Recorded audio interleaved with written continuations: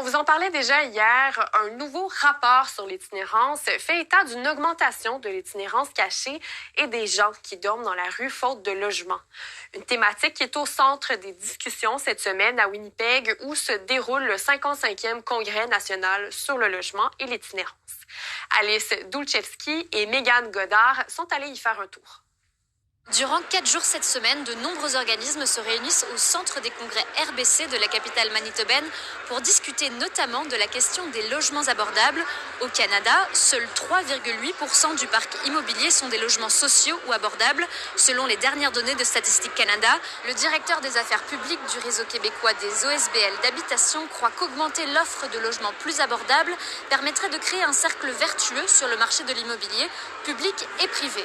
Le fait d'avoir un parc de logements hors marché où les loyers augmentent seulement pour faire face à la hausse des coûts d'exploitation, mais de manière raisonnable, ça équilibre. Bien, les propriétaires dans le marché privé, à ce moment-là, pour être compétitifs, ne peuvent pas nécessairement penser qu'ils vont réaliser des coûts comme j'achète tel immeuble, puis on va expulser les locataires, puis on va faire des petites rénovations, puis on va doubler le prix des loyers. Parce qu'il n'y aura plus personne pour louer ces logements-là s'il y a d'autres options plus abordables et hors marché qui existent. Pour lui, il faudrait au moins doubler l'offre de logements abordables et idéalement se rapprocher de l'exemple de certains pays européens. Le pourcentage de logements à prix réduit est de 17% en Finlande, 18% en France et même 20% au Royaume-Uni, soit 5 fois plus qu'au Canada. Au Manitoba, c'est le mauvais état des logements sociaux qui inquiète le plus la directrice exécutive de Manitoba Non-Profit Housing Association.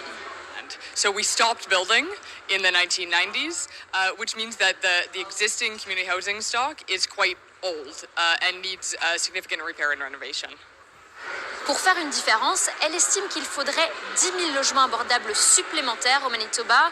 Selon elle, les gouvernements devraient accorder la priorité aux communautés autochtones, là où la pénurie des logements est particulièrement importante. Ici Alice Dulchevski, Radio-Canada, Winnipeg.